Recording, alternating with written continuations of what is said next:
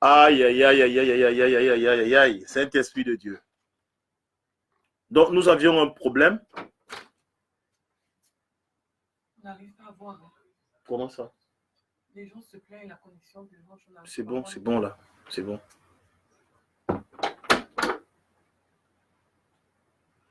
Je ne sais pas si c'est bon là. Si c'est bon, faites-moi un coucou parce que là, on avait un problème. La connexion, je ne sais pas ce qui se passe. Je ne sais pas. Bon, et rassurez-vous, l'ennemi peut s'agiter. Mais une chose est sûre, Dieu sera toujours glorifié. Ah ouais, parce que là, je constate beaucoup, tout le monde se plaint là que la connexion. Ah, ok, Paola, Dani Grache, Michel, Victoire, Hélène. J'espère que ça passe cette fois-ci. Si ça passe, faites-moi des coucous comme ça. Faites-moi des coucous. Envoyez-moi des pouces si ça passe, que je sois rassuré. Ah, voilà, Manuela Ada. Oui, je crois que ça passe maintenant. Ouais, parce qu'en fait, je ne comprenais pas ce qui n'allait pas. D'accord, j'espère que ça passe maintenant. Ok, je vois des cœurs. Oui, ça veut dire que ça passe. Que la gloire revienne à notre Dieu. Ça veut dire que j'ai parlé dans le vide tout ce temps-ci. Waouh, veuillez m'excuser. Vraiment, ça ne dépend pas de moi. Je croyais que tout était bien réglé, mais dommage, ça ne passait pas. Mais je crois que cette fois-ci, c'est bon. Amen. Si c'est bon, on glorifie le Seigneur. Merci Seigneur parce que tu as rendu cela possible.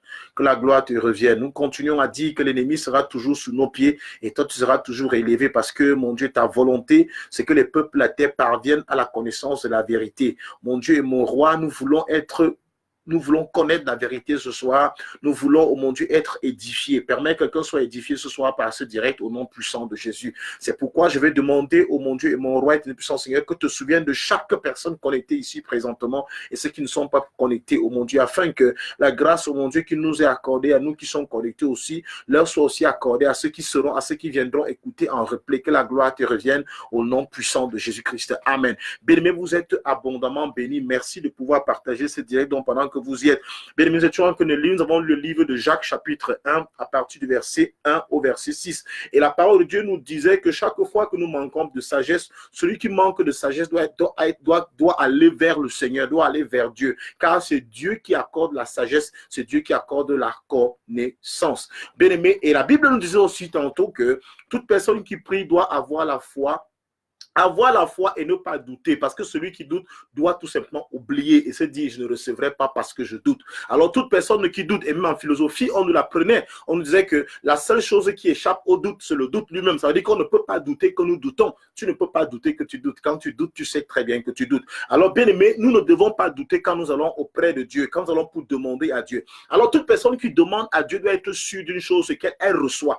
Toute personne qui va demander à Dieu sans douter doit être sûr d'une chose, c'est qu'elle reçoit. Mais maintenant, ce qui se passe, je disais tantôt, avant qu'on ne soit coupé, c'est que le véritable problème que nous, enfants de Dieu, nous avons, que nous, chrétiens, avons aujourd'hui, c'est que le plus souvent, on se prépare beaucoup plus à la prière, au moment de prière. Tu vas voir quelqu'un qui va te dire, bon, voilà, je vais prendre un temps de prière la semaine prochaine. Donc, la semaine prochaine, vraiment, je ne veux pas que vous me dérangez. Je ne veux pas qu'on me distraire. Je vais me couper de tout. Je vais me déconnecter de tout. Ça, c'est bien. On se prépare pour aller à la prière, mais on ne se prépare jamais pour accueillir, pour recevoir ce que nous avons demandé à Dieu pendant la prière. Je vais dire ceci, je vais dire en d'autres termes. Beaucoup de chrétiens ne s'apprêtent jamais, ne s'apprêtent pas à recevoir la bénédiction ou alors l'exaucement de leur prière. Tu demandes à Dieu, mais tu n'es même pas sûr qu'il te donnera. Ça, c'est déjà un problème. Et quand même tu es sûr, tu ne te poses pas la question, comment est-ce que je vais gérer ce qu'il me donnera?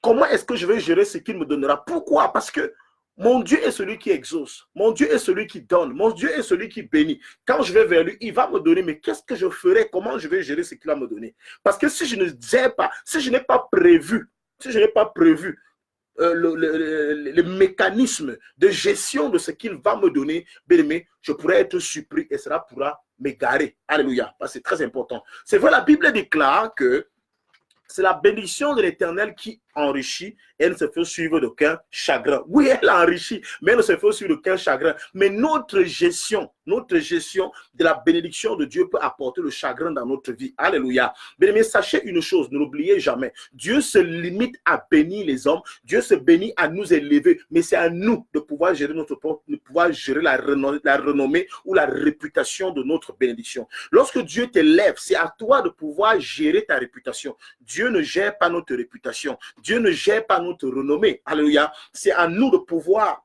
bien nous tenir et bien gérer ce que Dieu nous a donné. Et beaucoup de personnes sont donc égarées parce qu'en fait, elles n'ont pas su gérer la bénédiction que Dieu leur a accordée. Pourquoi? Parce qu'elles n'ont pas pris le temps de se poser la question, lorsque Dieu m'a donné, comment est-ce que je vais gérer la chose? On va prendre les exemples tout à l'heure et vous allez comprendre un certain nombre de choses. Alléluia. Je vais vous expliquer clairement afin que ce soit, on ne tombe plus sur ce genre de choses. Parce que aujourd'hui tu pries, demain tu vas recevoir, mais tu ne sais pas comment tu vas gérer ce que tu es en train de demander à Dieu. Est-ce que tu es prêt à recevoir ce que tu es en train de demander à Dieu? Est-ce que tu as déjà mis les mécanismes sur pied? Comment tu vas gérer ce que tu vas te donner, ce que Dieu te donnera? Amen. Est-ce que tu as mis déjà un plan? Il y a un plan établi que si Dieu me donne aujourd'hui ce que je lui demande, voilà ce que je vais faire. Est-ce que tu as déjà pensé à ça? Tu ne sais pas. Mais sache une chose, c'est que chaque bénédiction que nous recevons de la part de Dieu nous introduit dans un monde nouveau. Et comprends ça. Chaque bénédiction que nous recevons, chaque nouvelle bénédiction que nous recevons de la part de Dieu nous introduit dans un nouvel univers, dans un monde nouveau, dans une nouvelle sphère. Une sphère qu'on ne connaissait pas. Je prends l'exemple, quelqu'un qui était pauvre et qui n'avait pas d'argent. Alléluia. Et tout à coup, il reçoit une forte somme d'argent. En fait, tu n'es plus de ceux qui étaient pauvres, tu es maintenant de ceux qui ont de l'argent. Mais malheureusement, si ta mentalité, tu pars avec la mentalité que tu avais quand tu étais pauvre au milieu de ceux qui sont riches, tu auras des problèmes. C'est ça le problème. En fait, tu auras de l'argent, mais tu vas le gérer comme un pauvre. C'est-à-dire que tu as de l'argent dans la poche, mais tu le gères avec la mentalité de pauvre. Tu as de l'argent dans ton compte, mais tu as le comportement et l'attitude d'un pauvre. Alors, tu auras un sérieux problème. C'est pour cela que je dis que chaque bénédiction nouvelle que nous recevons de la part de Dieu nous introduit dans un monde nouveau que nous ne connaissons pas. C'est pourquoi il faut toujours s'apprêter à entrer dans ce nouveau monde afin que rien ne te surprenne. Amen. Amen. Bien aimé, voilà ce que la Bible dit. Amen. Voilà ce que la Bible dit. Ouvrons le Bible en livre de Deutéronome chapitre. Je vais prendre Deutéronome. On va aller rapidement. On ne va pas trop lire. Je vais prendre le temps pour mieux vous expliquer les choses. Vous savez, bien aimé, j'ai compris une chose dans la parole de Dieu, c'est que nous ne pouvons pas enseigner la parole de Dieu ou alors vouloir enseigner la parole de Dieu et nous les amenons dans les méandres compliqués et nous les emmenons dans une étude compliquée. Parfois, si tu veux que les gens comprennent vraiment la parole de Dieu, il faut aller au bas niveau avec eux et là, ils vont comprendre. Même s'ils sont élevés déjà, va avec eux au B.A.B.A. Alléluia, au B.A.B.A. Parce que la grandeur des grands réside dans la simplicité. Alors, nous ne pouvons pas vouloir qu'un maximum de personnes comprennent quelque chose, mais nous leur parlons avec le langage des élites, en fait. Nous ne voulons pas leur parler avec le langage des élites. Il faut qu'on aille au niveau de la maternelle afin que chacun puisse comprendre. Parce que si on amène tout le monde à la maternelle, nous sommes sûrs que nombreux comprendront. Mais si on amène les gens au niveau des doctorants, en fait, des doctorants ou des licenciés, en fait, on a déjà en train de réduire l'effectif de ceux qui peuvent comprendre notre message. Or, la volonté de Dieu, c'est que tous les peuples comprennent. Mais est-ce que dans tous les peuples, combien sont élites? Alors c'est pourquoi on va dans la foule, parce que c'est la foule qu'il faut gagner. Alléluia, c'est la foule qu'il faut gagner. Nous sommes là donc pour expliquer les choses de la manière la plus simple, afin que chacun de nous puisse comprendre réellement cette parole-là. Est-ce que tu es béni? Si tu es béni, tu m'envoies un pouce et tu glorifies le Seigneur pour cette soirée. Si tu es béni ce soir, tu élèves le nom de l'Éternel du lieu où tu te trouves. La Bible déclare dans le livre de Deutéronome chapitre 7 au verset 1er. Voici ce que dit la parole pour nous. Alléluia. La Bible déclare ceci. Bien-aimé, ouvre très bien tes oreilles spirituelles. Ouvre ton entendement afin que tu comprennes cette parole, qu'elle puisse te faire du bien. La Bible déclare ceci: lorsque l'Éternel ton Dieu t'aura fait entrer dans le pays dont tu vas prendre possession, et qu'il chassera devant toi beaucoup de nations, les Essiens, les Girgasiens, les Amoréens, les Cananéens, les Phérésiens, les Éviens et les Jébusiens, 7 nations plus nombreuses et plus puissantes que toi. Lorsque l'Éternel ton Dieu te les aura livrées et que tu les auras battus, tu les dévoreras par interdit, tu ne traiteras point d'alliance avec elles et tu ne leur feras point grâce. Alléluia. Tu ne contracteras point de mariage avec ces peuples, tu ne donneras point tes filles à leurs fils, et tu ne prendras point leurs filles pour tes fils, car ils détourneraient de moi tes fils, qui serviraient d'autres dieux, et la colère de l'Éternel s'enflammera contre vous. Ils te détruiraient promptement. Alléluia. Ils te détruiraient promptement. Ben, mais je dépose ma Bible. Donne-moi le temps de déposer ma Bible et de pouvoir t'expliquer quelque chose encore de fondamental. Et nous allons ensemble qu'on fait un constat. Toute personne qui n'a pas pris le temps de se poser la question que lorsque Dieu me bénira, qu'est-ce que je ferai de cette bénédiction, est tombé dans un trou profond. Dans un trou profond. Au point où Je vais citer quelques exemples. Amen. Citer quelques exemples.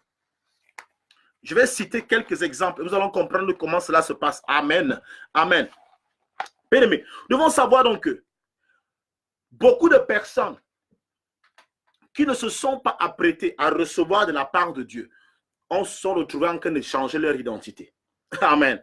C'est pourquoi vous allez vous rendre compte que quelqu'un qui avait une église de 50 personnes avait la possibilité de pouvoir gérer cette église. Les brebis étaient bien suivies. Le peuple était épanoui. Les enfants dans cette église-là s'entendaient super bien. Le pasteur avait le contrôle. Mais à un moment donné, il a commencé à prier pour que Dieu multiplie le nombre, augmente l'effectif. Et Dieu étant un Dieu d'amour, Dieu va augmenter l'effectif de cette église-là. Vous allez vous retrouver à 100, 150. Mais maintenant, ce que tu oublies, c'est que le pasteur de 50 n'est plus le pasteur de 150. Ça veut dire que le travail que tu faisais avec 50 personnes, tu ne peux pas le faire avec 150 personnes. Et qu'est-ce qui va se passer? C'est que l'église va commencer à sombrer. Pourquoi? Parce qu'à un moment donné, le pasteur ne s'est pas posé la question comment est-ce que je pourrais, quelles sont les capacités, qu'est-ce que je dois pouvoir faire pour gérer 150 personnes? Oui, je demande l'effectif à Dieu. Il me donnera l'effectif. Il me donnera les hommes, mais comment est-ce que je vais les gérer? Comment est-ce que je vais gérer ces hommes-là? Il ne s'est jamais posé la question. Vous allez vous rendre compte que quelqu'un, avant de connaître l'argent, n'est pas orgueilleux. Il n'est pas orgueilleux avant qu'il n'ait de l'argent. Il se met à prier. Il prie. C'est lui qui prie. Alléluia. C'est lui qui prie. Dit à Dieu, Seigneur, je veux de l'argent. Et Dieu voit comment tu es zélé, tu es disposé, parce qu'il est humble. Et il connaît le Seigneur. Il le cherche réellement. Mais dès qu'il reçoit l'argent, dès qu'il reçoit de l'argent, dès qu'il commence à être béni matériellement, le comportement change. Il devient orgueilleux. Qu'est-ce qui se passait? Les gens disent souvent que non, en fait, c'est sa véritable nature qui revient au gars. Non, c'est pas ça. C'est qu'en fait, il n'a pas prévu son attitude lorsque l'argent allait arriver. Il s'est posé la question que lorsque l'argent va arriver, je vais gérer cet argent-là comment? Bien aimé. Alors, lorsqu'il reçoit de l'argent, il change automatiquement. Même prier, il ne parvient plus à prier. Cet enfant qui était docile à l'église, il n'est plus docile. Quelque chose s'est passé. On l'a supplie. La bénédiction l'a supplie. L'argent l'a supplie. L'argent ne doit pas te surprendre. Alléluia. Lorsque tu pries pour demander de l'argent à Dieu, bien-aimé, demande aussi à Dieu la sagesse de ne pas te détourner lorsque l'argent sera là. Alléluia. Bien-aimé, alors on a vu un pasteur qui s'est détourné pendant qu'il avait 50 fidèles. Il était très bien avec Dieu. Il avait une bonne connexion avec Dieu. Mais lorsque 150 fidèles sont arrivés, au lieu qu'il comprenne qu'il doit passer au stade de pasteur de 150, il a voulu gérer 150 fidèles comme il le gérait 50 fidèles. Alléluia. Bien aimé, voici beaucoup de personnes. Tu es à l'église, tu ne parles pas en langue, tu n'as aucun problème. Tu es un enfant de Dieu bien, tu es à l'aise dans ton coin, tu écoutes les prédications, tu les mets en prière. Tu es béni par ces prédications. Mais un jour, tu commences à prier. Tu dis à Dieu, Seigneur, bénis-moi par ceci. Bénis-moi aussi avec le don de langue. Je veux parler moi aussi en langue. Seigneur, je veux parler en langue. Et un jour, tu commences à parler en langue. Un jour, tu commences à parler en langue. Et quand tu commences à parler en langue, ton comportement change complètement. On ne sait pas ce qui s'est passé. Ton comportement change. Tu commences à manquer de respect même au pasteur.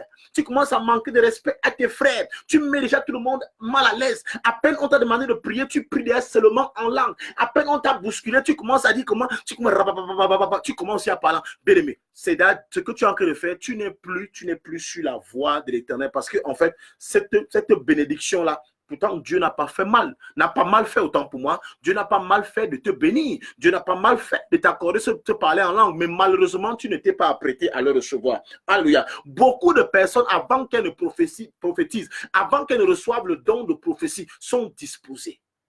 C'est des gens qui ne mentent pas. C'est les gens qui ne disent pas les choses pour plaire aux gens. C'est les gens qui sont réellement attachés à Dieu. Bonsoir Charlie. C'est les gens qui sont réellement attachés à Dieu. Mais quelque chose va se passer. Dès que cette personne reçoit le don de prophétie, elle devient un super menteur. Elle devient un super menteur. C'est-à-dire que ce qu'elle-même pense, elle commence à dire l'Esprit de Dieu m'a révélé. L'Esprit de Dieu m'a révélé. C'est parce que, en fait, tu n'as pas pensé que lorsque tu demandes le don de prophétie à Dieu, quand le don de prophétie va arriver, il va falloir que tu gères ton côté physique et ton côté spirituel. Mais il ne faut pas mélanger ces deux choses. C'est-à-dire que il ne faut pas commencer à faire que ce que toi-même tu dis que c'est Dieu, tu dis que c'est Dieu qui te l'a dit. Non. Bien aimé, c'est pour cela que les prophètes sont des super menteurs, je vous assure. La plupart des personnes qui ont don de prophétie sont des super menteurs. C'est des super menteurs, des super menteurs. Et la plupart induisent beaucoup de personnes en erreur. Pourquoi? Parce qu'à un moment donné, c'est toi qui parles, mais tu veux faire croire aux gens que c'est Dieu qui parle. Pourquoi? C'est parce que dans ton esprit, tout est mélangé. Dans ta tête, tout est mélangé. Tu ne sais même plus quand c'est toi-même qui pense. Et ça, c'est parce qu'il n'y a pas un travail qui n'a pas été fait en amont. Tu n'as pas demandé à Dieu à comprendre comment tu peux gérer le don de prophétie. Parce que le don de prophétie a une façon d'être géré. Tu commences en... Il y a ces personnes, regardez un peu. Regardez quelque chose qui se passe. Vous allez constater dans une église, 5 personnes peuvent avoir le don de prophétie. Amen. Mais elles prophétisent de façon différente. Il y a un, quand tu donnes la prophétie, il est tellement calme. Il est calme. C'est posé. La prophétie est propre. Il distille un message, c'est doux. Mais un autre, celui qui vient de commencer, qui prophétise à côté de lui, il s'agite.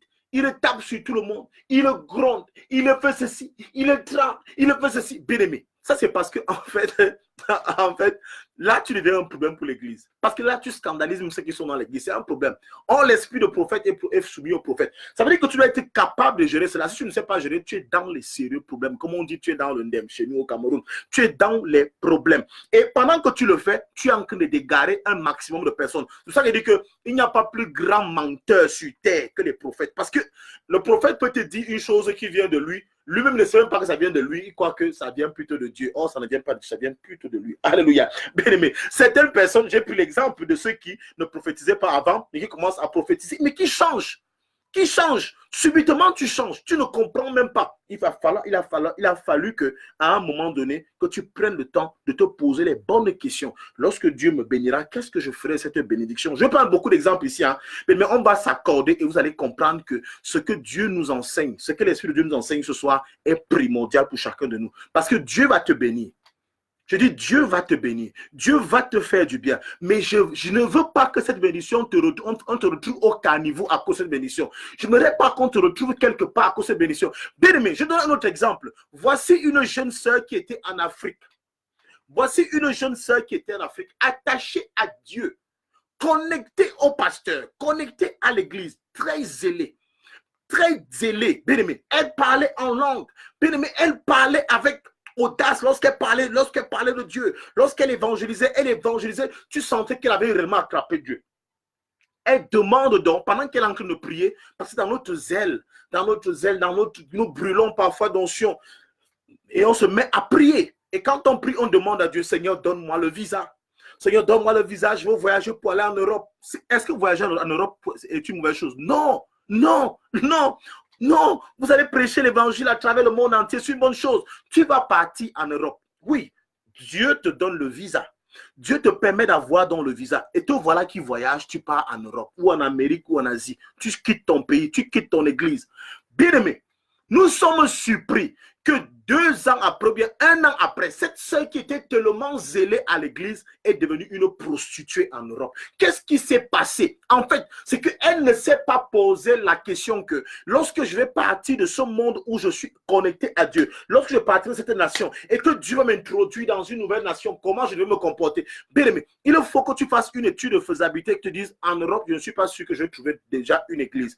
Je ne suis pas sûr que j'aurai une église à côté de la maison comme je le faisais au Cameroun, je prenais le taxi à 100 francs ou je prenais une moto. Ici, il n'y a pas de moto. Ici, il n'y a pas d'église. Il faut que tu comprennes vraiment que tu seras ton propre pasteur. Tu seras ton propre leader. Tu seras ta propre brebis. Tu dois prêcher à toi-même. Tu dois vivre toi-même d'abord. Alléluia. Et quand tu ne comprends pas cela, tu te trouves une prostituée hors norme en Europe. Or, à l'église, au Cameroun, tu étais au Cameroun, au Congo, en Côte d'Ivoire, au Ghana, au Togo, au Burkina Faso. Tu étais quelqu'un qui avait la crainte de Dieu. Mais qu'est-ce qui s'est passé? Qu'est-ce qui s'est passé? Bien aimé, ce que tu as demandé à Dieu t'a surpris et tu as été détourné. Tu as été détourné. Combien de serviteurs de Dieu sont partis de l'Afrique et lorsqu'ils arrivent en Europe, ne parlent plus de Dieu? Ne parviennent plus à prêcher, ne parviennent plus à enseigner. Qu'est-ce qui s'est passé? En fait, est-ce qu'on voulait dire que ce que Dieu a fait, est-ce que c'est Dieu qui avait tort? Est-ce que Dieu a mal fait de te bénir? Est-ce que Dieu a fait, mais c'est toi qui as mal fait de ne pas veiller à ce que Dieu allait te donner? Tu ne t'es pas posé les bonnes questions. Tu ne t'es pas posé les bonnes questions. Tu ne t'es posé les bonnes questions. Tu ne t'es pas dit, mais qu'est-ce que je vais faire? Quand ça arrivera, qu'est-ce que je vais faire, bien-aimé? Je peux citer des exemples légion ici. Je vais citer, bien-aimé, écoutez un peu. Sans argent, certaines personnes sont tellement respectueuses à l'église. Quand elles n'ont pas d'argent, elles sont respectueuses. Quand elles n'ont pas d'argent, elles sont respectueuses. Elles sont dociles. Le pasteur dit va à gauche, il part à gauche. Le pasteur dit va à gauche, il part à gauche. Mais dès qu'il commence à recevoir de l'argent, parce qu'il a prié, c'est lui-même qui prie. Le problème, c'est que c'est nous qui prions, c'est nous qui demandons à Dieu. Dieu ne nous impose pas ces choses-là, non. Dieu ne s'impose à personne. C'est nous qui demandons à Dieu. Maintenant, Dieu t'a béni avec de l'argent. Mais c'est avec cet argent que tu vas commencer à vouloir diriger même le pasteur. Vouloir donner les ordres à l'église. Tu dis au pasteur, tu dis maintenant au pasteur, fais comme ça. Le pasteur doit marcher selon maintenant ta pensée. Parce qu'en fait, tu as de l'argent. C'est ça le problème que nous avons. Pourquoi? Or, tu n'avais aucun problème avec Dieu. Tu n'avais aucun problème. C'est pour cela que la Bible déclare dans le livre de Deutéronome chapitre 7 qu'on vient de lire. Il dit, quand je vais te conduire vers ces peuples-là, quand je vais t'enlever d'Égypte, quand je vais t'enlever d'ici pour t'introduire dans ce nouveau peuple, ne copie pas leurs habitudes, ne copie pas leur façon de marcher. Pourquoi? Parce que quand tu deviens riche, tu trouves aussi les riches. Hein? Tu trouves ceux qui ont été riches, qui étaient là riches avant toi. Bien-aimé, quand tu commences à prophétiser, tu trouves ceux qui prophétisent déjà. Quand tu commences à parler en langue, tu trouves ceux qui parlaient déjà en langue avant toi. Et tu vas les trouver. L'erreur, c'est quoi? C'est de vouloir faire comme ce que tu as trouvé en train de prêcher déjà. L'erreur, c'est de pouvoir te comporter comme ces anciens riches que tu trouves. L'erreur, c'est de vouloir te comporter, vouloir agir comme certaines personnes qui avaient déjà ce que toi tu viens d'avoir. L'erreur, c'est d'arriver en Europe et de vouloir copier ce que tu as trouvé en Europe qui venait aussi d'Afrique. Mais l'erreur, c'est quoi? C'est de vouloir prêcher, toi, pasteur de 150, de vouloir prêcher comme ces grands hommes de Dieu qui ont déjà des églises de 1000 personnes. Tu vas aussi les imiter. Bien-aimé, Dieu dit, n'imite pas ces personnes, reste toi, parce que je sais pourquoi je t'ai conduit là-bas. Reste fidèle à ce que je t'ai donné. Bien-aimé, reste attaché à moi. Pourquoi? Parce que la bénédiction que tu reçois aujourd'hui n'est qu'un stade. Il y a un stade supérieur. Dieu pourra encore t'élever. Alléluia. Dieu pourra encore t'élever. Combien de personnes ont prié? Seigneur, je veux un enfant. Seigneur, je veux un enfant. Et Dieu t'a béni avec des enfants. Dieu t'a béni avec les enfants. Mais qu'est-ce que tu fais de ces enfants aujourd'hui? Comment cet enfant, comment tu les gères? Est-ce que ces enfants, comment ces enfants se comportent? Comment tu gères ces enfants que Dieu t'a donnés? Tu voulais un mariage. Avant que tu aies le mariage, tu étais correct avec Dieu. Mais depuis que tu as eu le mariage, tu t'es détourné de Dieu. Qu'est-ce qui s'est passé? Est-ce que le mariage est une mauvaise chose? Tu voulais le travail. Avant que tu n'aies le travail, tu étais quelqu'un de bien. Tu étais quelqu'un de bien. Tu étais connecté à Dieu. Tout le monde t'aimait. Mais depuis que tu as eu le travail, tu as changé. Qu'est-ce qui s'est passé? Même à l'église, Dieu même ne te reconnaît plus. On va accuser qui? Est-ce que Dieu a mal fait de te donner ce que tu lui demandais? Alors, bien-aimé, ce que tu dois comprendre, c'est qu'avant d'aller devant ton Dieu, avant d'aller auprès de ton Dieu, qui est prêt à t'exaucer, bien-aimé, mesure d'abord, pose-toi la bonne question, pose-toi, dis-toi, comment je vais gérer telle chose quand Dieu va me la donner? Comment est-ce que je vais la gérer? Je vais la gérer comment? N'imite personne. N'imite personne. Ne cherche pas à faire les choses comme les autres. Ne cherche pas à faire des choses comme les autres. Amen. Ne cherche pas à ressembler à quelqu'un. Lorsque tu seras donc arrivé au pays de ceux qui sont au milieu de ceux qui sont riches, ne copie pas les riches. Quand tu seras arrivé au milieu des femmes mariées, parce que toi qui n'étais pas marié hier, ne commence pas à vouloir ressembler aux autres femmes mariées. Sois unique.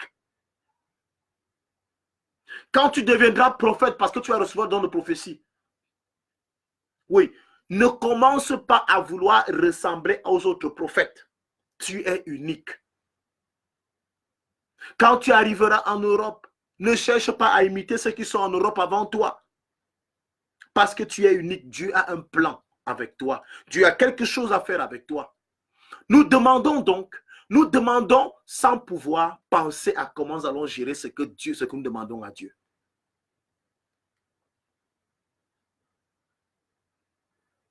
Bien-aimés, beaucoup de ministères sont morts sont tombés, pas parce qu'il manquait de l'onction, pas parce que l'homme de Dieu n'avait pas l'onction, mais parce que l'onction a trouvé une personne qui n'était pas prête à vivre avec l'onction. Un autre exemple que j'aime donner dans la Bible nous parle du roi Salomon. Le roi Salomon avait reçu l'héritage de son père David. Lorsque Salomon commence à marcher devant Dieu, Dieu voit en Salomon un homme intègre. Il voit en Salomon un roi fidèle. Il dit à Salomon, que veux-tu que je fasse pour toi? C'est Salomon qui ouvre sa bouche et dit, je veux la sagesse. Je veux la sagesse. Il accorde la sagesse à Salomon. Mais comment est-ce que Salomon va gérer cette sagesse-là? Salomon ne s'est pas posé la question. Salomon n'a pas vu ce qu'il allait être. Il ne s'est pas posé les bonnes questions. Ah, bonsoir Cynthia, je ne t'avais pas vu ma fille. Salomon ne s'est pas dit, quand Dieu m'aura donné de la sagesse, est-ce que je serai encore le même roi que celui que je suis aujourd'hui? Non, Salomon, tu ne seras plus la même personne. Les choses vont changer. Salomon est établi dans un royaume qui est bien construit. Un royaume qui est bien organisé. L'église a une certaine autorité. Les anciens de l'église ont une certaine parole, une parole, alléluia, qui mérite d'être respectée et honorée. Salomon arrive. Il reçoit donc la sagesse. Dieu lui accorde la sagesse. Nous connaissons très bien cette histoire. Et lorsque Dieu lui accorde la sagesse, Salomon, parce qu'il est conscient d'une chose, qu'il est sage, n'écoute plus personne. Or, avant qu'il ne soit sage, il écoutait les anciens du temple. Les anciens, chaque fois que les anciens lui donnaient des messages, il les écoutait. Mais lorsque Salomon a reçu cette sagesse, les anciens voulaient parler encore à Salomon que les choix que tu es en train de faire, toi et tes histoires de femmes, toi et tes histoires des femmes d'Égypte qui apportent les dieux ici, Dieu n'est pas d'accord. Dieu n'est pas d'accord. Salomon leur dit, taisez-vous, vous ne connaissez pas, c'est moi qui suis le plus sage ici. Est-ce qu'il mentait? Il disait vrai, il était le plus sage. Mais est-ce qu'il avait raison? Il avait tort. Et les anciens aussi se sont retrouvés en train d'obéir. Pourquoi? Parce qu'en fait, oui, c'est vrai ce que tu dis, mon roi. Tu es vraiment majesté. C'est vrai, tu es le plus sage. Donc, on se doit de marcher comme tu dis. Mais ce que nous oublions, bien aimé, le don, la grâce, n'abolit pas, n'efface pas, n'annule pas les institutions de Dieu. Amen. Ce n'est pas parce que tu reçois un don dans une église, c'est parce que Dieu t'élève que tu vas commencer à mépriser ceux qui sont autour de toi. Dieu va t'élever, mais il y a des bases. Alléluia. Il y a des bornes qu'on ne peut pas déborner, qu'on ne peut pas enlever, qu'on ne peut pas déplacer. Ce n'est pas parce que tu deviens le plus riche que tu vas mépriser le pasteur qui est à l'église. Ce n'est pas parce que tu deviens une femme mariée que tu vas mépriser celui qui a prié pour toi, ou bien qui a prié avec toi avant que tu ne sois marié. Alors le roi Salomon va s'égarer, c'est sa propre sagesse là qui va l'égarer. Mais ce n'est pas Dieu qui a voulu que la sagesse égare Salomon, mais c'est Salomon même parce qu'il n'a pas jaugé. Salomon ne s'est pas posé les bonnes questions. Salomon ne sait pas. Deutéronome chapitre 7. Salomon ne s'est pas posé les bonnes questions. Je vous assure, bien aimé, beaucoup aujourd'hui qui prient avec zèle, qui prient avec acharnement, qui prient avec dévotion, seront détournés si vous ne prenez pas conscience. C'est-à-dire que si vous ne gravez pas ce message dans votre esprit. Si vous ne gravez pas ce message en vous, retiens-le, garde-le. Si tu peux le partager, partage-le afin que d'autres personnes soient bénies. Amen. Pourquoi? Parce que notre Dieu bénit, notre Dieu exauce, notre Dieu nous élève. Mais faites attention avec la bénédiction de Dieu. Faites attention avec la bénédiction de Dieu. Faites attention. Oui, Alida, bonsoir. Faites attention avec la bénédiction de Dieu. Il ne faut pas que tu te prennes la tête. Amen. Il ne faut pas que tu donnes l'argent et puis tu deviens folle. Il ne faut pas qu'on te donne un mari et puis tu deviennes folle. Il ne faut pas que tu achètes une voiture. Tu es reçu à avoir peut-être une voiture, après tu deviens folle. Tu ne restes plus à la maison. Je connais un serviteur de Dieu qui est mort ainsi. Il est allé au Nigeria. Il allait prêcher. Il allait rendre ministère. Quand il partait du Cameroun, un très grand homme de Dieu. Avec du charisme. Assis dans la parole. Attaché à Dieu, fidèle à Dieu. Mais quand il est arrivé au Nigeria, il a tellement bien prêché, il a tellement bien enseigné, le peuple était béni. On lui a fait cadeau d'une voiture, une grosse voiture. Une grosse voiture. Tu sais que les Nigérians ne font pas les petites choses. Quand ils décident de te bénir, ils te bénissent vraiment. Ils lui ont donné une grosse voiture. Lorsqu'il est rentré au Cameroun, il a commencé à monter, descendre avec la voiture. Or, c'était un monsieur qui passait plus de temps à l'église. Il travaillait plus à l'église. Mais parce qu'il, dès qu'il a eu ce véhicule-là, monter, descendre, monter, descendre, monter, descendre. Finalement, c'est par cette voiture qu'il est aussi, il est décédé. Accident de circulation. Accident de circulation. C'est-à-dire qu'il est allé au-delà de ce qu'il devait faire avec ce véhicule. Le véhicule n'était pas une bonne chose. On ne va pas dire non, c'est un véhicule piégé. Le véhicule n'était pas piégé. Non. Mais c'est en fait, c'est lui qui n'était pas prêt à recevoir ce véhicule. Combien de personnes aujourd'hui, tu as eu un enfant, tu es déconnecté de Dieu. Tu as eu un mari, tu ne pries plus. Je vais te dire quelque chose. Sachez une chose, c'est que chaque bénédiction de Dieu, à part, je vais vous expliquer tout à l'heure que la bénédiction de Dieu déjà nouvelle nous introduit dans un nouveau monde. Ça veut dire que si la bénédiction de Dieu nous introduit dans un nouveau monde, ça veut dire qu'elle nous introduit aussi dans de nouveaux défis. Écoutez-moi très bien. Elle nous introduit dans de nouveaux défis. Chaque fois que tu vas recevoir de la part de Dieu quelque chose, ne te dis pas que c'est fini, les combats sont finis. Non. Alléluia. Mais un homme célibataire a les combats d'hommes célibataires. Dès que tu deviens fiancé, les démons qui se lèvent à toi, les forces qui se dressent contre toi, ce sont les démons, ce sont des forces qui sont dressées, qui sont bâties essentiellement pour s'occuper des hommes qui sont déjà fiancés, pas de ceux qui sont célibataires. Ces esprits ne s'occupent pas de ceux qui sont célibataires, mais s'occupent seulement des hommes qui sont fiancés. Une fois que tu vas traverser l'étape des fiançailles, tu deviens marié, les esprits qui vont s'attaquer à toi sont les esprits qui s'attaquent seulement aux hommes mariés, jamais aux hommes fiancés et jamais aux célibataires. Il faut que tu le comprennes. Ça veut dire que ne crois pas que parce que tu as eu une femme, tu es déjà arrivé. Ne crois pas parce que tu as eu un enfant, tu es déjà arrivé. Bien aimé, il y a les démons qui s'attaquent aux femmes qui ont les enfants, mais ne s'attaquent pas aux femmes qui sont célibataires, qui n'ont pas d'enfants. Bien aimé, il y a les démons, il y a des forces qui s'attaquent à ceux qui travaillent et ne s'attaquent jamais à ceux qui sont chômeurs ou alors qui n'ont pas d'emploi. Il y a des esprits qui s'attaquent à ceux qui quittent leur nation pour aller s'installer dans une autre nation, qui ne s'attaquent pas, qui ne s'attaquent jamais à ceux qui sont dans leur nation. Bien, il faut comprendre ça. Ça veut dire que à chaque niveau des challenges nouveaux, à chaque challenge, alléluia, chaque fois que tu ouvres une porte, tu entres dans un monde nouveau. Chaque fois que tu passes par une porte, tu trouves un monde nouveau que tu ne connais pas. Or, le monde nouveau ne doit pas te déconnecter de ton Dieu. La connexion doit demeurer. Le monde nouveau ne doit pas t'éloigner de ton Dieu. Le nouveau monde ne doit pas t'éloigner de ton Dieu. Je parle beaucoup aux artistes aussi, aux frères qui chantent, aux frères qui sont dans l'art. Peu importe ce que tu fais, bien-aimé, dès que tu sors de ton petit niveau, on ne te connaît pas là. Pour arriver à l'autre sphère, dès que tu atteins cette sphère-là, sache que tu n'auras plus affaire aux gens de bas étage, non. Tu vas atteindre un autre niveau et tu auras affaire à d'autres personnes. Il dit donc que lorsque je vais vous conduire dans ce pays-là, ne copiez pas ces gens, ne les imitez pas, ne faites pas les choses comme elles. Restez connectés à moi, mais gérez ce que je vous ai dit. Est-ce que je vous dis, est-ce qu'il dit qu'il va vous renvoyer là où vous étiez en Égypte? Non, il ne va pas vous renvoyer. Il ne va pas vous renvoyer en Égypte. Vous allez demeurer là, mais vous allez vous détourner de moi.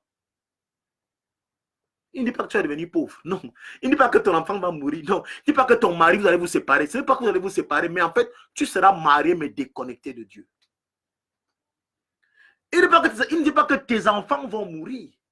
Alléluia. Mais il dit que tu auras des enfants, mais tu seras déconnecté de moi. Beaucoup ont le travail aujourd'hui. Pourtant, ils l'ont eu quand ils étaient à l'église, mais ils sont déconnectés de Dieu. Mais ils sont restés avec le travail. Le travail n'est pas parti. Beaucoup ont eu le visa, sont partis en Europe. Oui, tu as eu le visa, mais tu es parti en Europe. Mais tu t'es déconnecté de Dieu. Mais tu es toujours en Europe, mais déconnecté de Dieu. Beaucoup ont créé des entreprises aujourd'hui. Le tout n'est pas de créer l'entreprise. Le tout n'est pas de monter une entreprise et ça réussit. Elle peut réussir, mais tu dois déconnecter de Dieu. Pourtant, c'est Dieu qui t'a introduit, t'a permis d'entrer dans ta voie cette entreprise. Mais si tu te déconnectes de Dieu, l'entreprise va continuer à fonctionner. Pourquoi? Parce que Dieu ne se répand pas de ses dons. Amen. Tu reçois, tu continues donc à avoir cette grâce-là, d'avoir ce travail-là, d'avoir cette entreprise florissante, cette entreprise qui monte, ça monte, mais tu es déconnecté de Dieu. Le don, la grâce, n'annule pas les institutions divines. Le don n'annule pas les institutions divines. Est-ce que tu es prêt à recevoir ce que tu demandes à ton Dieu? Est-ce que tu es prêt? Est-ce que tu es prêt à gérer ce que Dieu va te donner? Est-ce que tu es prêt à gérer cela même au milieu de les tribulations? Est-ce que tu es prêt à gérer cela au milieu des tribulations? Est-ce que tu es prêt à gérer cela au milieu des problèmes? Parce que, en fait, bien aimé, puisque tu auras les attaques, puisque tu seras secoué de toutes parts, mais est-ce que tu es prêt à gérer cela malgré les attaques?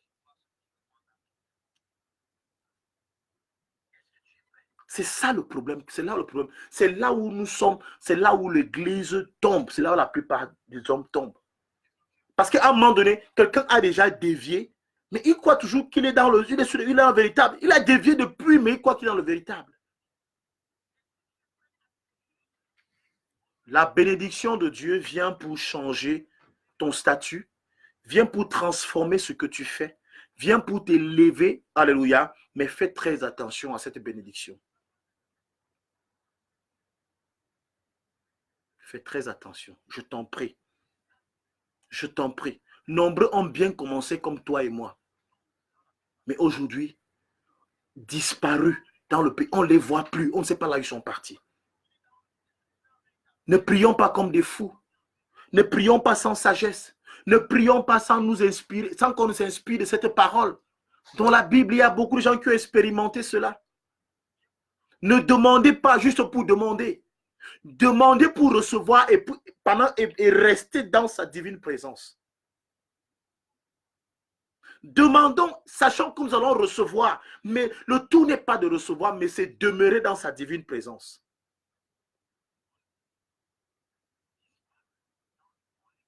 Alléluia. Alléluia.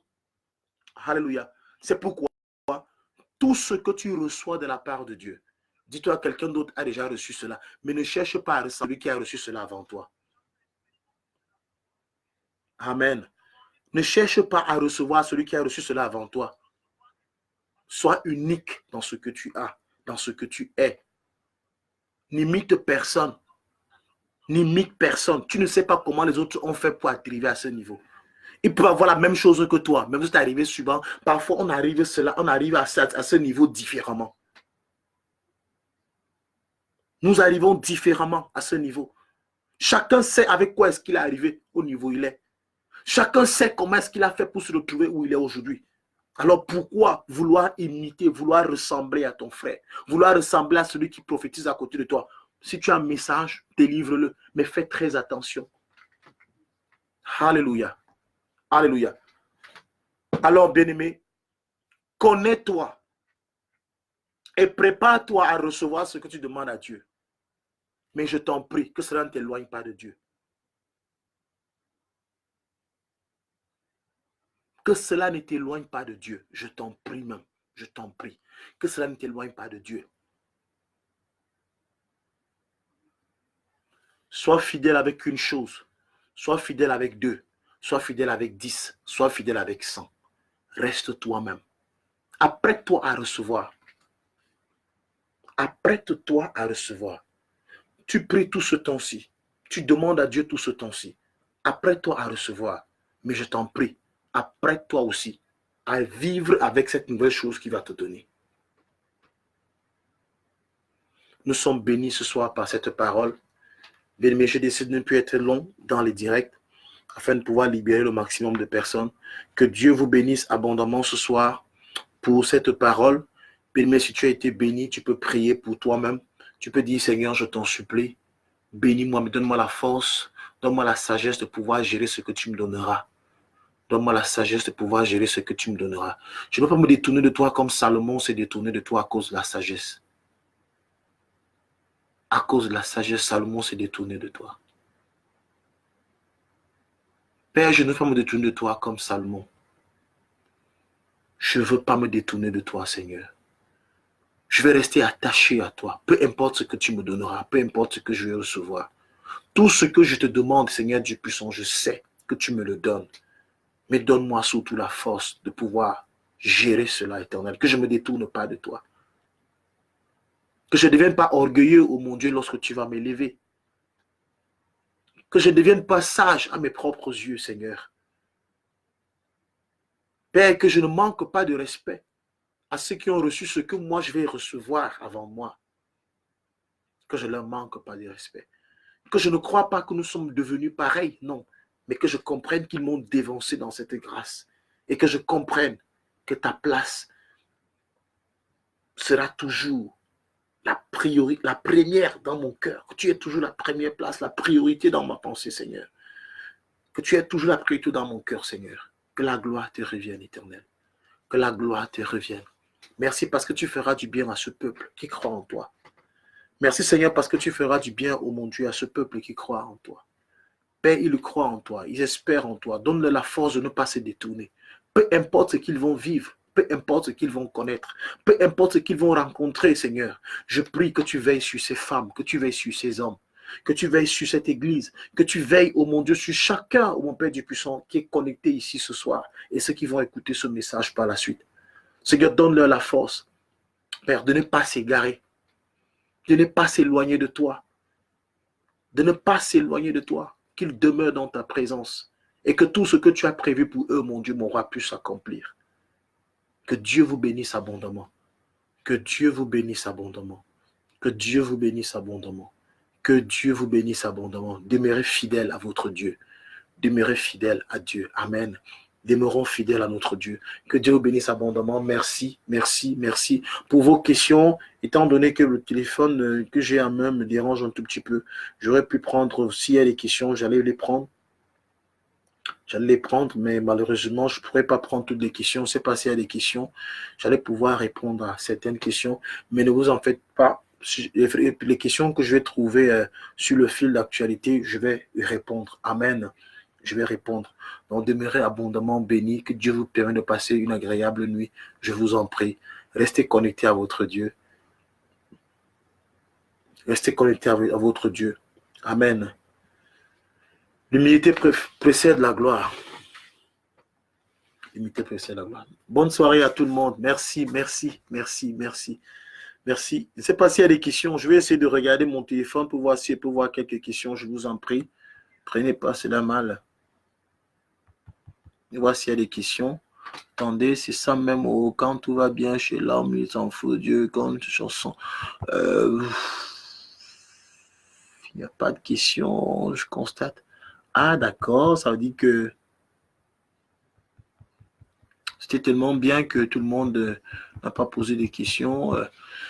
Ok, s'il n'y a pas de questions, demeurez bénis, Nanga Falon, Anne Dubois, Sévente Anne Dubois, Célestin Mangoise, demeurez bénis, Patricia Bouquet, demeurez bénis, Amand qui? Oh là là.